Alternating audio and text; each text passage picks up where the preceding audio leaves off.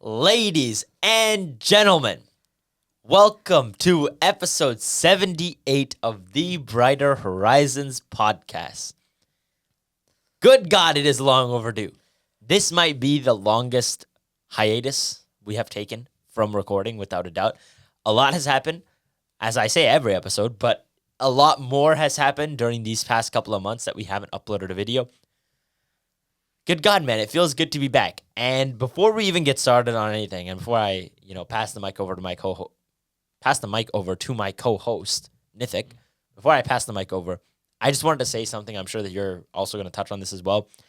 I want to give a huge shout out to all of you guys behind the screen here, because the amount of people who, whenever they ran into us, asked us, hey, when's the next episode coming out? I don't think you guys understand how much of an impact that has on a creative work.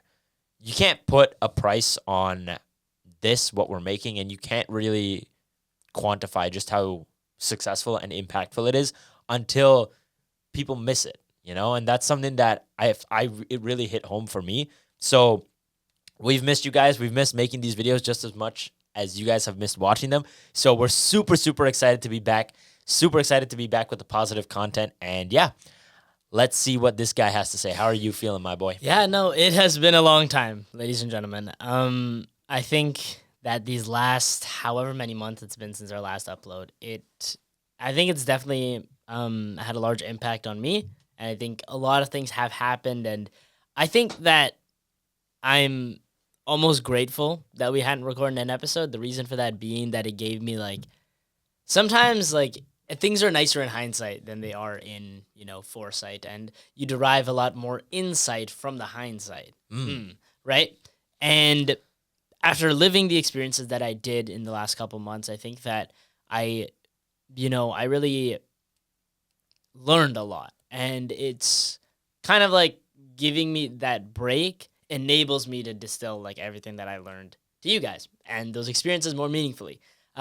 Hearing it as it comes out. It's like when you binge watch a show, it's like either you can get the episodes as they come out, or you can sit down, kick your feet up, and watch it all at once. Now, depending on what you like, maybe you would have appreciated an episode here and there over the break, but I think that we can give a lot more value this way. And just so you guys know, this is an even longer break for us because we did record an episode, but we didn't end up uploading it. So, there's a lot to talk about on our end of things, but yeah, I mean, I'll pass it off back to you if there's specific things you want to touch on, or Honestly, it's so crazy to think just about how many significant events, I'll say, have happened in the past, and it's been 3 months. It's been 3 months since we last uploaded an episode. Just the amount of things that we've done, the amount of experiences we've had. We've experienced, high highs and very low lows as well.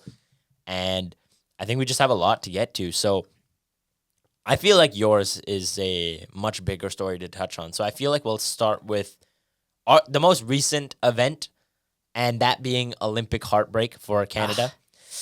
I wish you wouldn't have brought that up, man. I know. And especially on a podcast that's all about positivity, it sucks to bring this up. Now, for those of you who weren't very, tapped into the Olympics because you have a lot of stuff going on, it's funny because I asked a lot of people. Obviously, my job, I'm talking to a lot of people on a daily basis, and I asked a lot of people, hey, are you keeping up with the Olympics? Because it's a nice icebreaker, right? Just to kind of talk to somebody. And I asked them, and 90% of people said, nope, not even watching. And I'm like, interesting. But us as hockey fans and as very patriotic Canadians, we keep up with the Olympics, mainly the hockey part of it. Honestly, it's just the hockey part. And then every once in a while, seeing the highlights of other sports. And the controversy behind the curling. Yeah. That was kind of even funny. then, literally the only thing I cared about was hockey. Essentially. But, yeah. But the main point being, we were very, very excited to see the Olympics this year. And for those of you that don't know, I don't know the last year that they were able to play. At least a couple of Olympics ago was the last time NHL players were allowed to play in the Olympics. So they were not allowed anymore. And the Olympics got a bit boring, hockey-wise at least, to watch when you can't see the best players in the world playing for their country. But this year, they changed that so you really had the best on best for the sport. So it was a fantastic time. Everyone was excited. We were waking up super early in the morning. We're talking like 7 o'clock, 5 o'clock in the morning at times to wake up to watch these games. And not just by ourselves. We're going to our friend's house. They're coming over. We're all having a good time watching Canada absolutely blaze through the games as they usually do. And you get to the finals where it's Canada versus USA. How patriotic and, poetic this situation is. And it was probably the most heartbreaking loss that we've experienced in quite a while. Not just for us as, Vancouver Canucks fans, hockey fans, for all of Canada. Everyone was devastated by this loss since it was such a close game and we deserved to win, but just couldn't finish on some of the chances we got. But I have a very nice story to tell on this whole situation that I'll get to in a second, but I did want to ask you for your takeaway on that experience and what you felt like. Yeah, I mean, it's pretty brutal to watch, especially like for us, so the gold medal game was at 5:10 in the morning for us, and we went downtown to a bar to watch the game. Before he continues with the story, we should also preface by saying we were at a friend's birthday party the night before until no, it wasn't a birthday party, but we were at somebody's house until 1:30. Oh, was it birthday? It was. Yeah, it was on the Saturday. But anyway, that's besides the point. Yeah, point being, it was birthday until around 1:30 in the morning. Yeah, we get home at 2.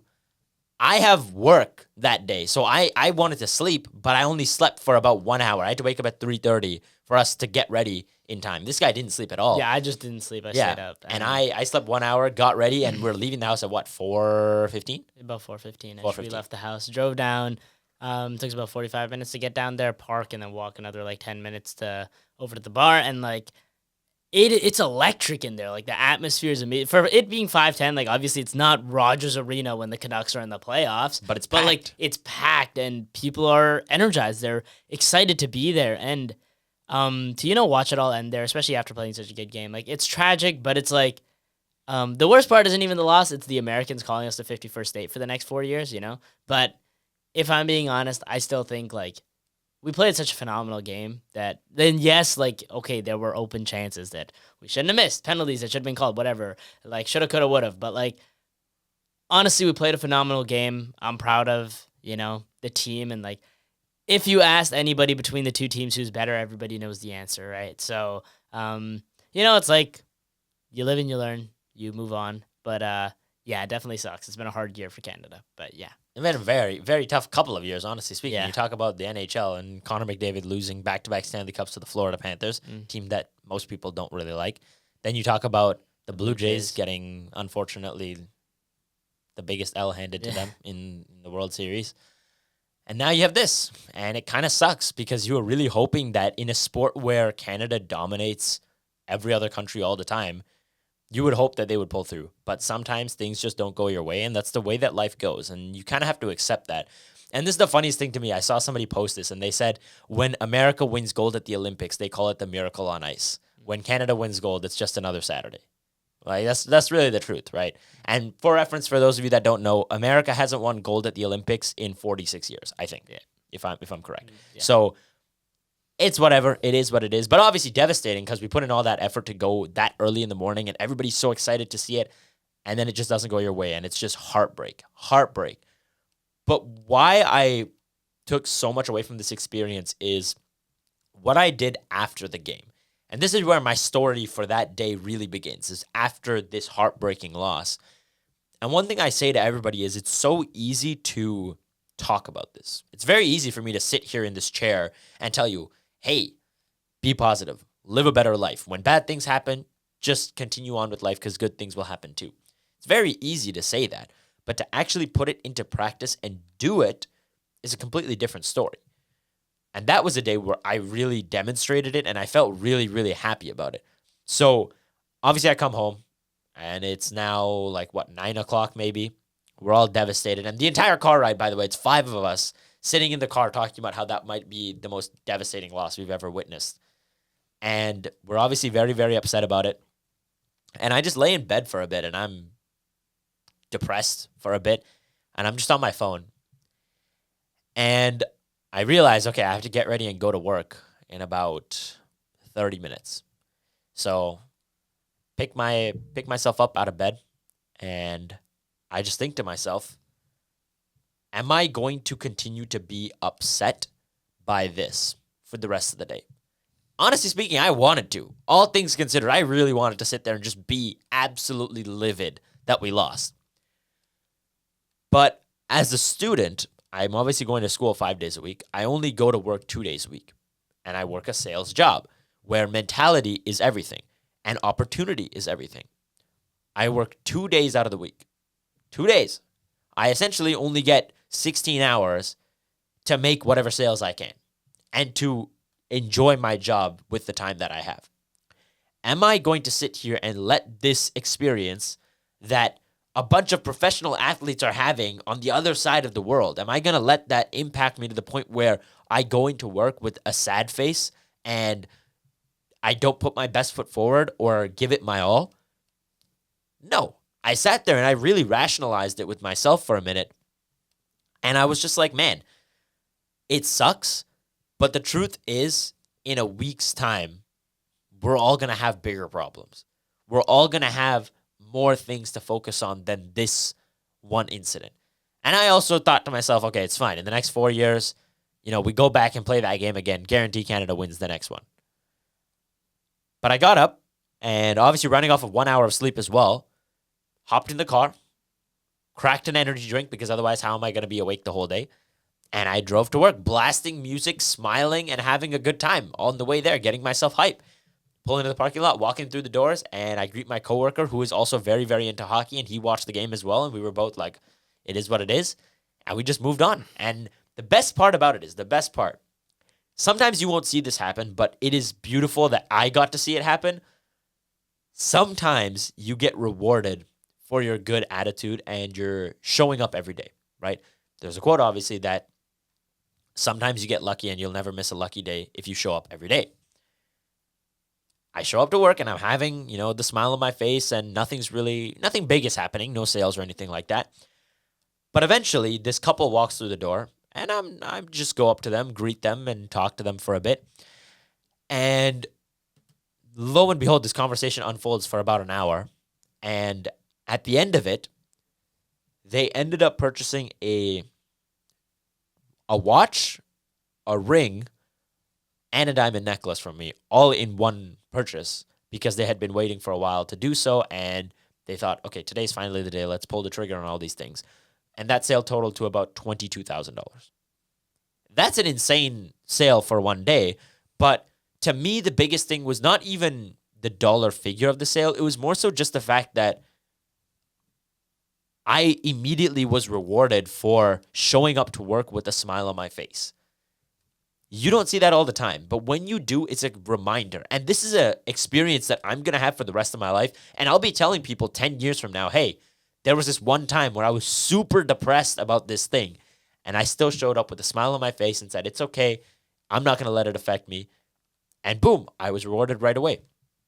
That experience is unbelievable. And I still, to this moment, I remember when that closed, I walked into the back room and obviously said goodbye to them and thank you so much for coming in, and spent a fair amount of time with them afterwards just talking about life. And I went into the back room and I just sat there for a second and thought to myself, this is exactly why you need to be positive. Because if I showed up with that negative attitude, there's a very good chance that A, I might not have tried. B, I might have just said, oh, it's okay, I don't really want to talk to a lot of people today, I'll just let somebody else take it. And C, I may not have put my best foot forward in that sale where I'm talking to them and actually giving it 100%, right? And the thing is, it's not just about me. It's not just about owing it to myself. It's about owing it to every single person that walks through that door into my store. They're taking the time out of their day to come visit me. I need to be sure to give it 100% and have a positive attitude. And that just doesn't apply just to work. It applies to school, the gym, whatever, wherever you go. You owe it to all the people around you too to be positive and be a force of good in the world, right? So it was a fantastic experience to sit there and see the positive attitude immediately bringing results. That was crazy to me. I think I'm gonna kind of diverge here and talk about a story of mine, and I think it's gonna very helpfully connect to what you're talking about. And it's like something I've kind of realized over this, like over the past couple months, 3 months, or really over the last last year, more specifically, but specifically over the last 3 months in what has happened. So, to tell you guys a little bit about where I've been, as you may know, I talked about how I'll be competing in 2 competitions over the course of January, and for JDC West, one where I dedicated a lot of time and effort. So trained for about 7 months, and I was in the hiring process for about 3 months. So a total 10-month process of, countless hours, dedication, hardships. And I went to comp in Saskatchewan, and we didn't place. And it was a pretty crushing moment for me.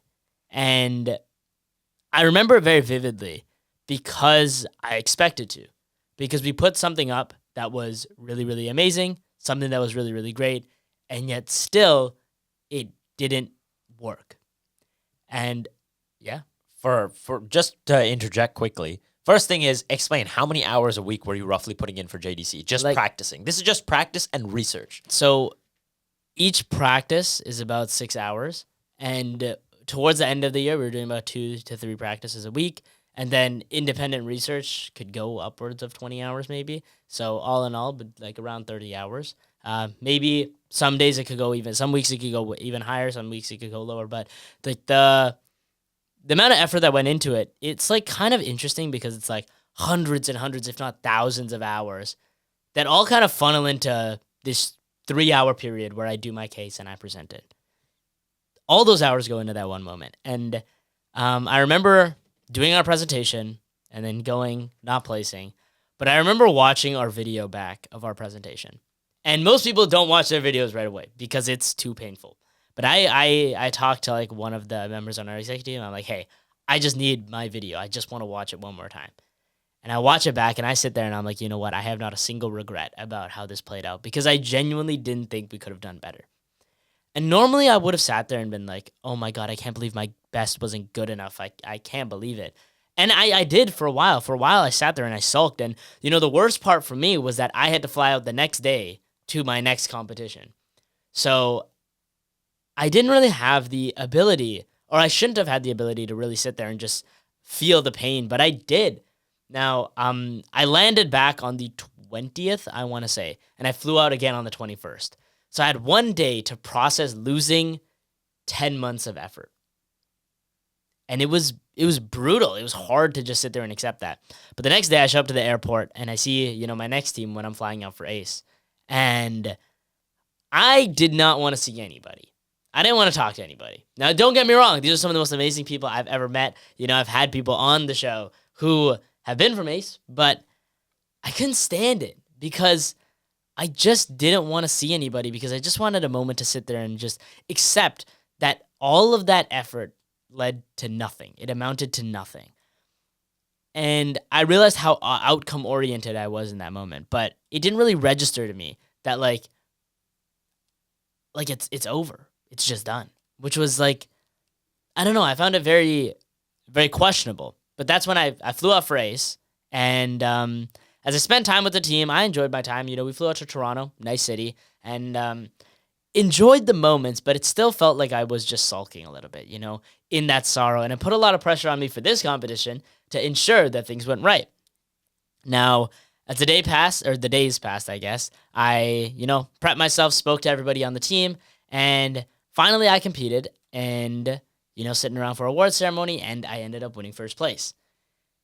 It felt like redemption, but it didn't really erase what had happened, which was kind of an interesting feeling because I kept telling everybody like, oh yeah, I got my get back. But it was like the two weren't the same. One win doesn't erase one loss.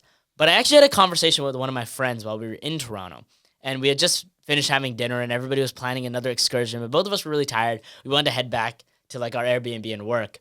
And he just calls an Uber. And we both hop in the Uber, and as we're walking over, he also competed in JDC, and unfortunately, suffered a fate similar to mine.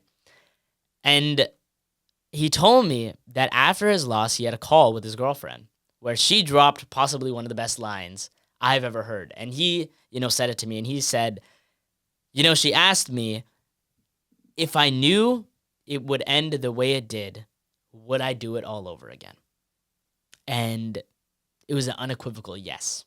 I knew that without a shadow of a doubt, even if I knew I wasn't going to place, there's nothing I would have traded for the experience that I had.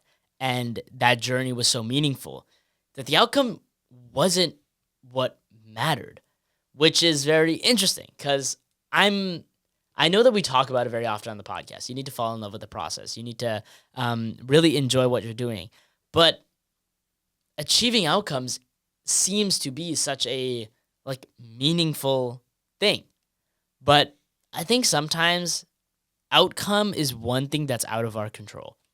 It's so reliant upon externalities, and we can only really control the process, and even that to a degree is uncontrollable.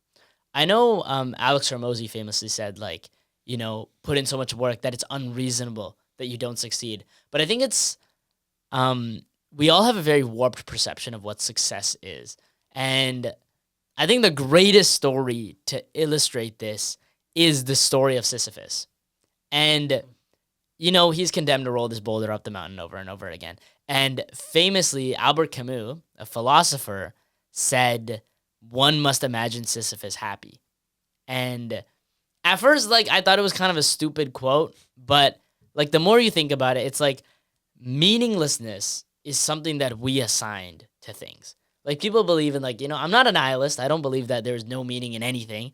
But, there's meaningless in worrying about the things we can't control. Sisyphus cannot control the fact that he has to roll that boulder up only for it to roll back down. He has no control over it. The only control he has is that he can continue to roll the boulder up. So what benefit does it serve to Sisyphus to be angry, to curse out the gods for putting him in this position, right? What benefit is there to me, relenting the judges who decided I wasn't good enough to place? What good is that to me? What good is it to me to be angry at my teammates or or the rest of my team or my coaches? What service is that to me? And the biggest of all is, what service is it to me to be angry at myself? Self-reflection is important. Understanding where you went wrong is important. But anger is a misused emotion, I think. And that's just not the correct context to be angry. And another quote that I think is really that embodies this is, why get angry at the world when the world will never even notice? I think there's so much meaningless found in our disproportionate reaction to things that happen to us.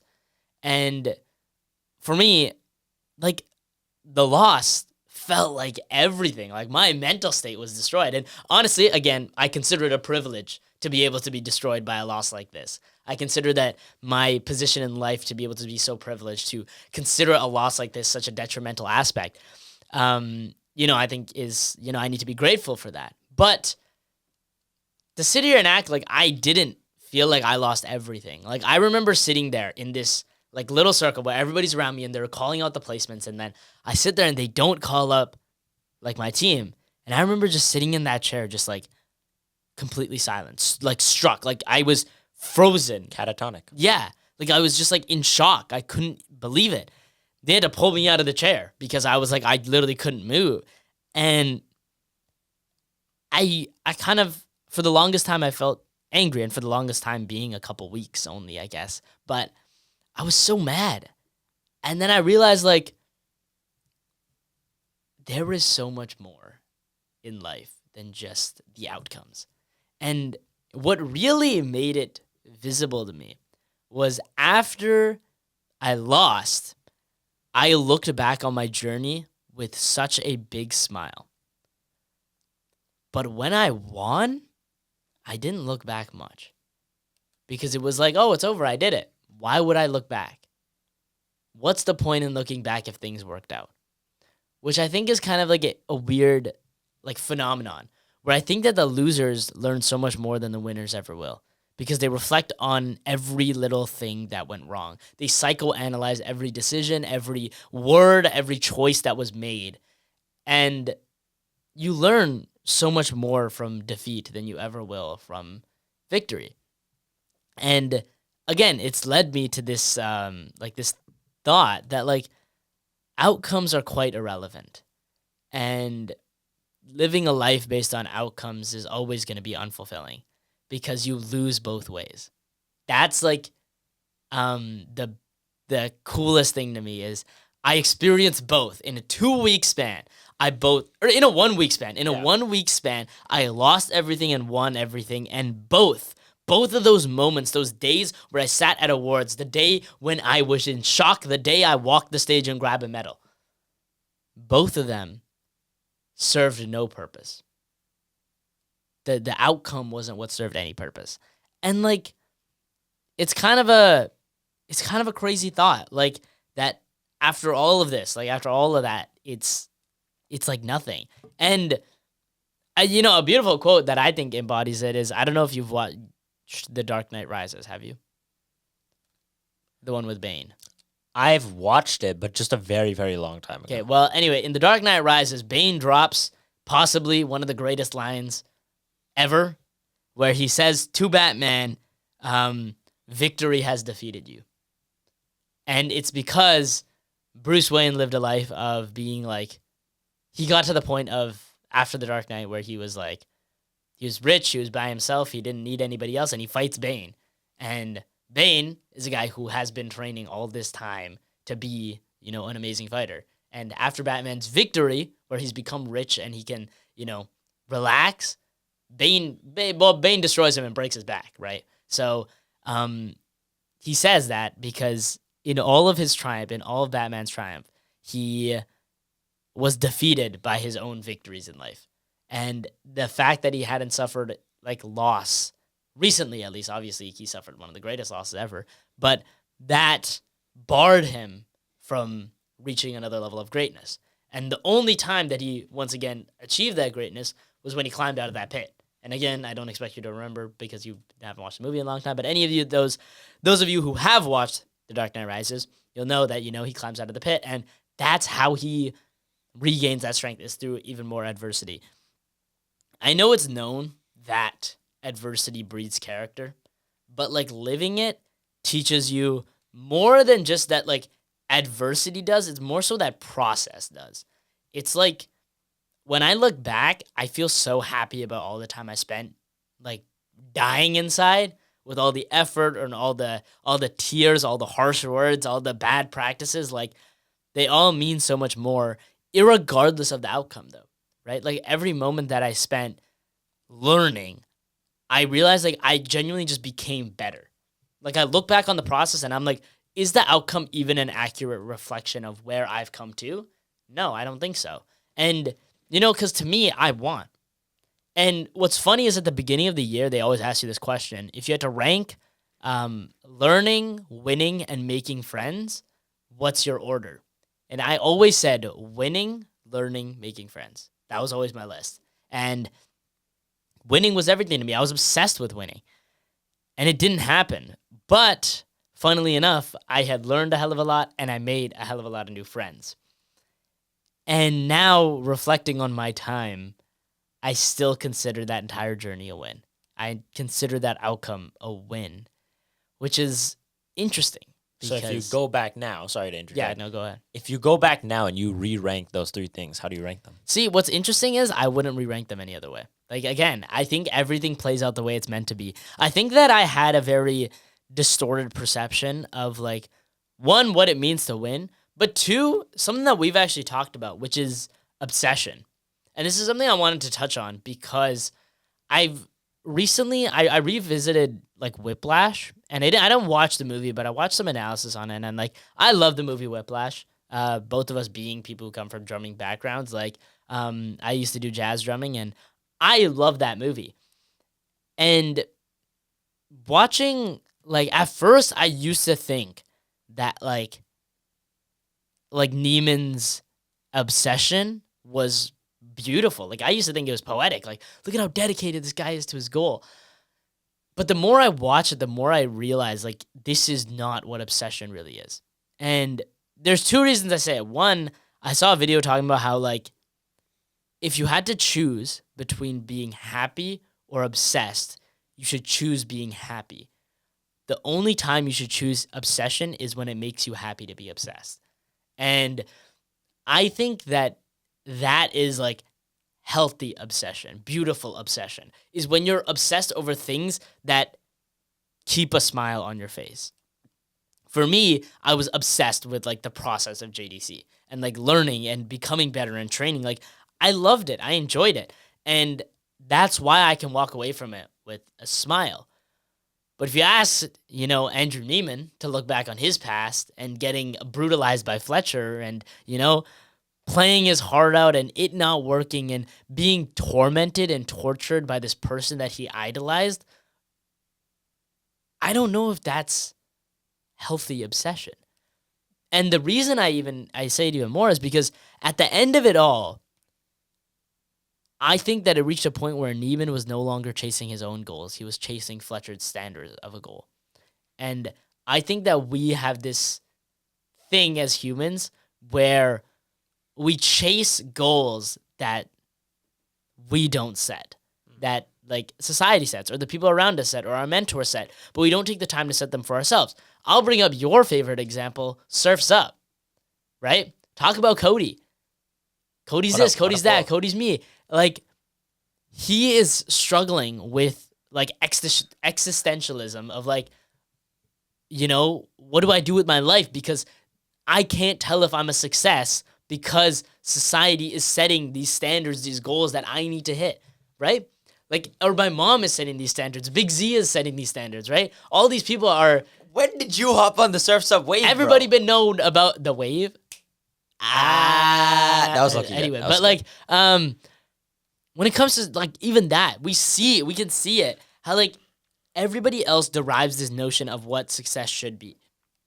And this is kind of what I've come to is like, success is arbitrary. And I've said it before. And if you don't take the time to establish what success means to you, then you will always fail. You will always lose. You will always be in defeat and not in one that's conducive to growth. There are different types of defeat. They're the types of defeats that redirect you, and they're the type of defeats that break you. And I think that, like, you need to be able to stand up and, like, explain yourself why you do things. The amount of, especially, like, in uni, this is the thing that I've observed the most in people that I've interacted with, is people do things for the sake of doing things, not for the sake of growing or being better. A higher purpose. Yeah, a higher purpose. Exactly. Like, even when it comes to, like, your career, like, even me, I had to sit down and I had to ask myself, and, like, why am I doing this? And I had, like, a call the other day with, like, a guy who started his own company because I'm very much in the entrepreneurship space. And I spoke with him, and this guy, he's done super, super well for himself.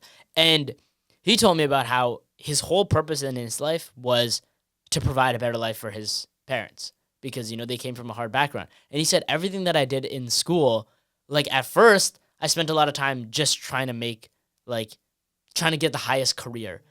But not because I knew that, like, it was going to lead to my parents having a better life, but because I wanted to do it for myself. But when I recognized that that was my end goal, then I started making steps towards that. And I think, like, a lot of people, I just see them pick up things for the sake of them. And I've sat down with people, literally, and I've asked them, like, why? Why did you do this? Why did you do that? And they're like, oh, because it would be cool. And I'm like, I understand that. But there's a difference because when you're doing something for enjoyment, you shouldn't be devastated if it doesn't work out, right? When I play a game of Overwatch, as much as I may, shake my fists at the screen when my support has 2,000 heals, I'm not that upset about it because it's something I'm doing for fun, right? It doesn't warrant meaningless anger. I think we all throw meaningless anger at ourselves when we don't achieve the superficial goals that other people set onto us because we didn't take the time to evaluate why we believe what we believe, why we're chasing what we're chasing, and why we're putting in the effort that we're putting in. Before I pivot from that, I have another story to continue on with the trail of obsession, and one that's actually very, very recent, and also a lot of people will actually know about this story as well, which is nice. But before I move to that, quickly trailing back to the Whiplash example, do you think, because at the end of the movie, doesn't it end with him playing for Fletcher? Do you think he found enjoyment in that and the end goal being worth it and that he was happy at the end of it, or what? Let me ask you a question to answer your question. Suppose that Zuko found Aang, brought him back to Ozai, and became the next Fire Lord. Do you think that Zuko would have been a good character or a good person? No. Just because someone is satisfied doesn't mean that that was the best outcome. When it comes to Neiman,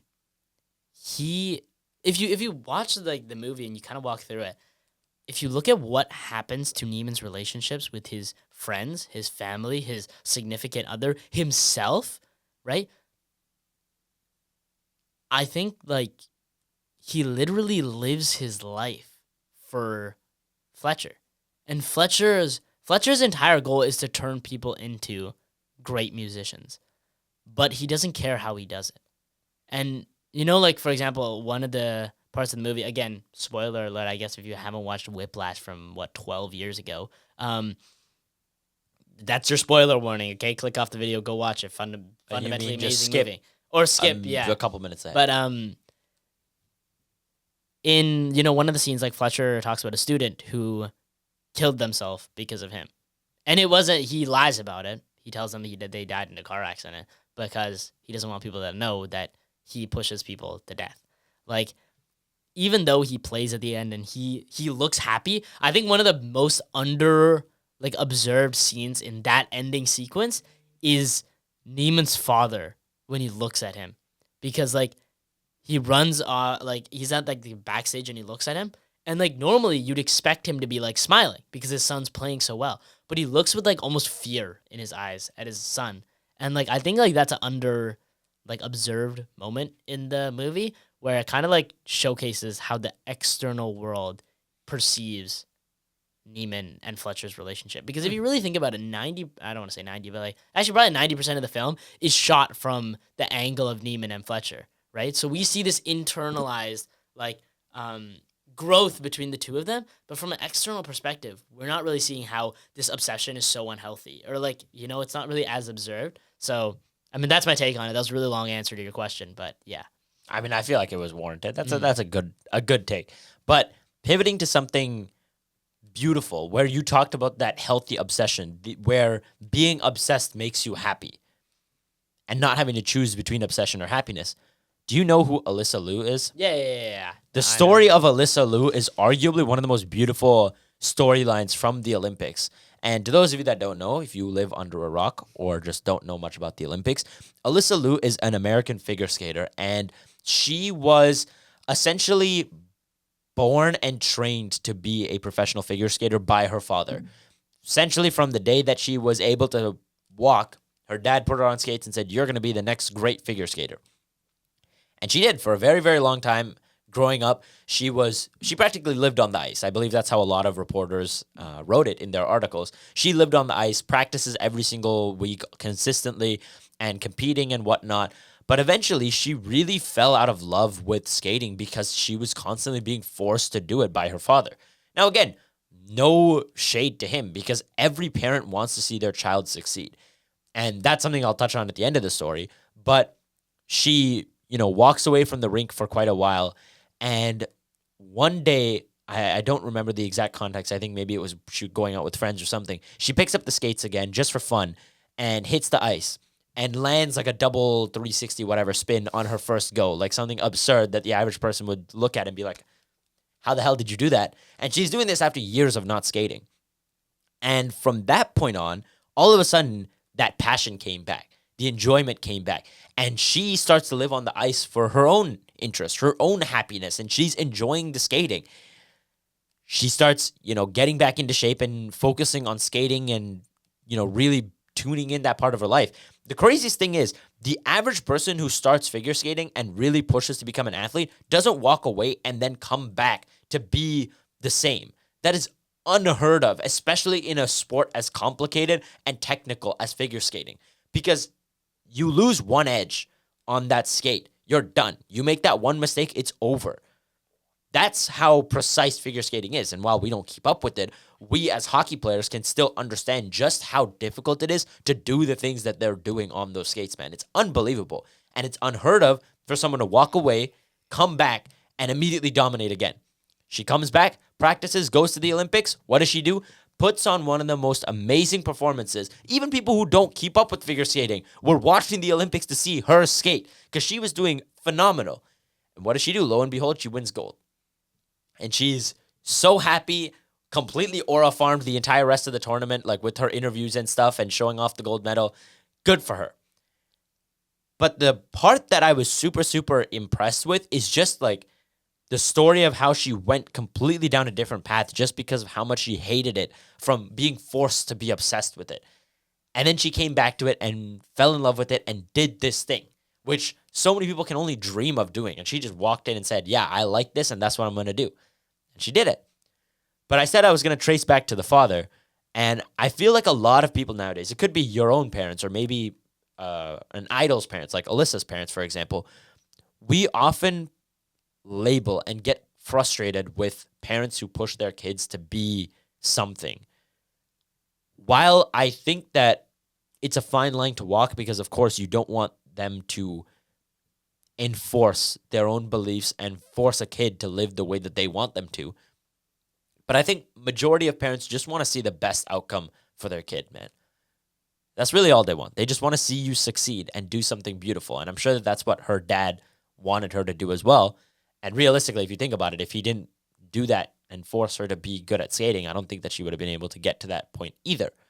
But it's just beautiful where, pivoting back to the passion part of things, you really have to enjoy what you do. And that's one of the things that I was thinking about with the podcast, especially during this 3-month hiatus. Obviously, it sucks to not be making videos, but we did a lot of stuff while we were gone, man. It's not like we were just sitting around at home doing nothing. No, first things first, if we talked about, the last video was in December, so I'm sure I touched on it then, but I'll briefly reiterate it here.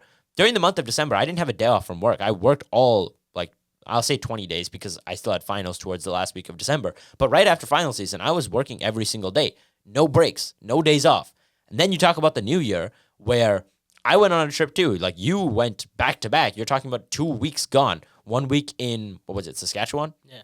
And then 1 week in Toronto. You're talking about 2 weeks right there gone. I was gone pretty much right away in the first week of January or so because I went to Los Angeles as well. We were just out and about doing things and experiencing life. But to come back to it, there was never a moment in my mind where I thought, I want to stop making videos. But the bigger thing was, I was coming back to make videos because I enjoy it, not because anybody else expects me to. Of course, I mentioned at the top of the video that I'm very grateful to all the people who said, hey, when's the next episode coming out? Because it means a lot to know that people find it insightful. But I'm not coming back here just for the sake of that and showing somebody else that I can actually make this thing. I'm coming back because I love it. I'm coming back because I enjoy being here. And that's a very freeing thing to live by. And it was really funny because I talked to my barber a lot. And shout out JP because this guy is honestly the GOAT. And me and him have very, very philosophical discussions during my cuts all the time, which is really nice because I had been searching for someone like that where I'm sitting there for an hour. I don't want it to be awkward. I want someone who's going to talk with me. And if you can talk about something deep and philosophical, that's even better. But he always poses the question because he's a very creative guy. Not only does he cut hair, but he's very into woodworking, very into design and architecture and stuff. He's just a very, very creative guy. And we're sitting there in the chair today, actually, funny enough, talking about passion and enjoying what you do. And I asked him, why do you cut hair? Do you actually enjoy what you do, or do you do this to make a living? And he says, put it this way. If you text me at 9 o'clock at night and say, yo, it's an emergency, I need a haircut, can you be there? I would be there. Not just because I want to give the best experience to my clients, but because this is what I live for. The opportunity to go out there and do something I love and also make money while doing it, it means a lot. And just to see that other people live by that too, and he's always smiling, man. Easily one of the happiest guys I've ever seen. And I sat there and I thought to myself, okay, applying that philosophy to the podcast, I don't want to feel guilty anymore or feel like I owe it to anyone else to make this. I want to make it because it's my form of art, really. It's my opportunity to express some other creative side of me and enjoy my time on Earth. And I said something to him today that he really resonated with. I said, why does the average person suffer 80% of the time to be happy 20% of the time? And of course, it's very privileged of me to say that because I don't have to struggle to put food on the table or anything like that. But I still think that, of course, there's the whole argument that mentality plays a big part into your life, where if you're working a job you may not like, having a positive attitude is still going to help that. But in the grand scheme of things, to the people who have the opportunity to pursue something that they're really passionate about and they choose not to, you're missing out on an opportunity, on an avenue that you may not have known was there. And that's why I'm very grateful to be back here, because I get to explore an avenue that, hey, I do really enjoy. And that's why we're back after 3 months. We could have very easily just said, hey, you know what? It was a good run while it lasted. Brighter Horizons is finished. Could have said that. But no, we're back. We're excited to keep making videos. And of course, there's a lot to get to still. Like, even though we didn't get through a lot of it, we got through a lot. We talked about a lot, but there's still more experiences. I mean, half of our note pages are still filled with stuff that we've experienced over the past couple of months. And we're really, really excited to be back here doing this and back here bringing positivity to you guys, which is exactly what we need to do now, because it's time for our weekly woohoos. All right, we remembered the button. Let's go. Okay, so since we're back and we used a lot of time just talking about experiences, I just wanted to do a quick, single story that I actually will delve a little bit deeper into, and then a second story where it's just kind of a little story that a lot of you guys will actually know about because it was a very recent controversy that happened online. So a lot of you guys should know about this one, but I'll start with the longer one that I'll delve into. So this is a story about Chicago. And in Chicago, there's something called the Wild Mile.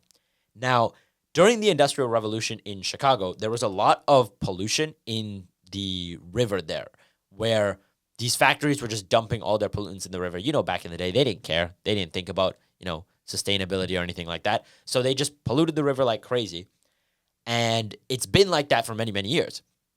Then comes along a nonprofit called Urban Rivers. And what they do is they changed the game by essentially building this big floating garden.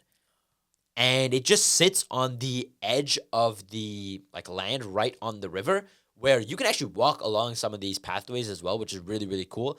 But a lot of it is just plants, and they just soak up a lot of the pollutants that are in the water and convert them to natural byproducts or things that are less harmful to the environment.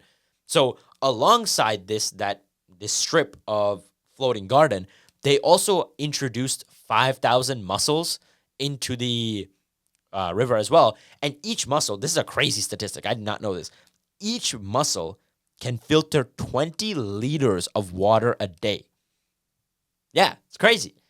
So with pairing that with the garden floating on the river, obviously, fantastic job at fighting the pollution problem. And they're looking to add, obviously, more and more land to this strip and continue to grow it, because as of now, as the name suggests, it's just 1 mile in length, roughly.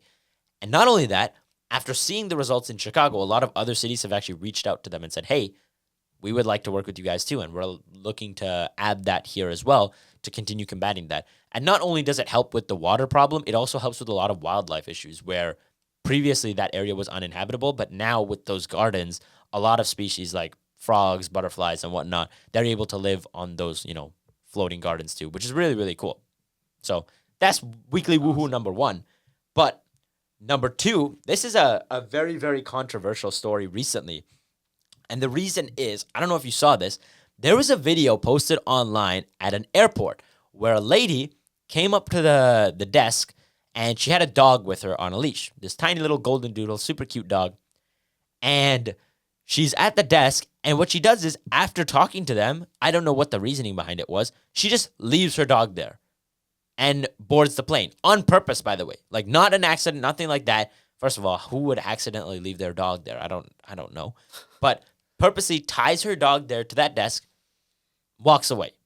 First of all, there was a huge controversy on why the hell did the airport people not say anything right from the get-go. But point is, she gets arrested for that, okay? And the video gets posted online, and everybody's like, oh my God, this is horrible, this is awful.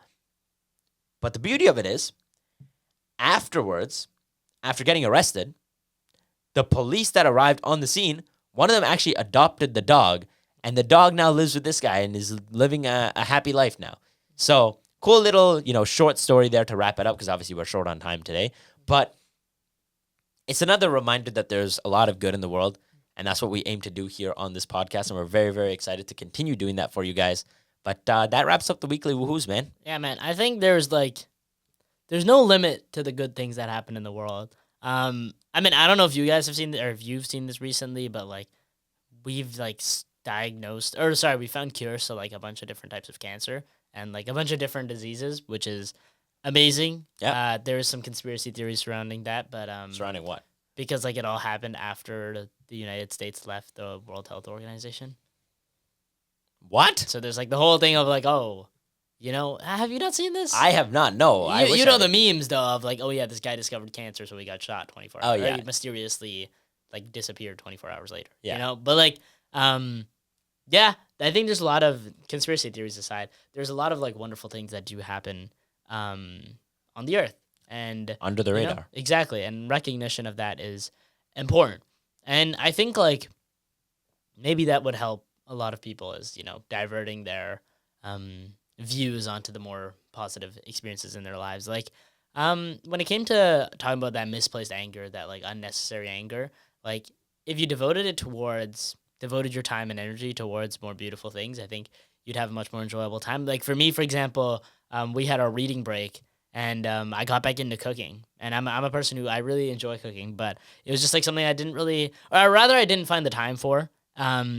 I didn't find the time, not that it didn't exist. I think that there's always time for the things that you enjoy. But I finally had this, little break to re-explore the culinary arts. And I dove back into it head first. And man, like it has been like, and you haven't been able to pull me away. Like I've still been like cooking up meals almost every single day that I've been, really enjoying. And that's kind of like the beauty of life is you get to choose what you enjoy and how you experience it. And I would say don't waste that choice.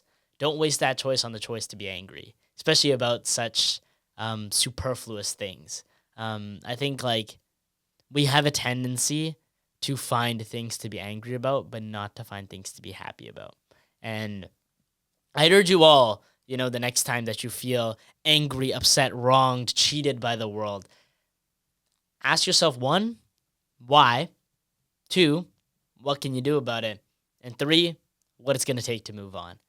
Because if I'm being honest, the amount of times that I've talked to people who have felt devastated, the amount of times I've looked in the mirror and felt devastated, I've asked myself, what do I even do now? And I've just said, I don't know. If you don't know, I believe that the one answer is acceptance. That is how you move on. And trust me, next episode we will cover acceptance because I really did want to talk about it today, but unfortunately we're a little short on time. But the beauty of that is we have so much content to get to, which means there's so many more episodes coming out, a lot of more short form content coming out.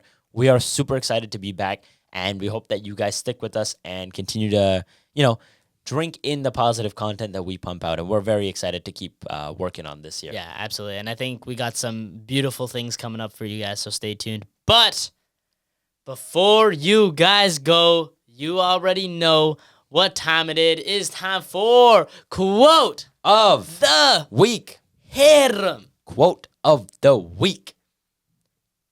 You don't have to be good at it. You just have to be good at not giving up.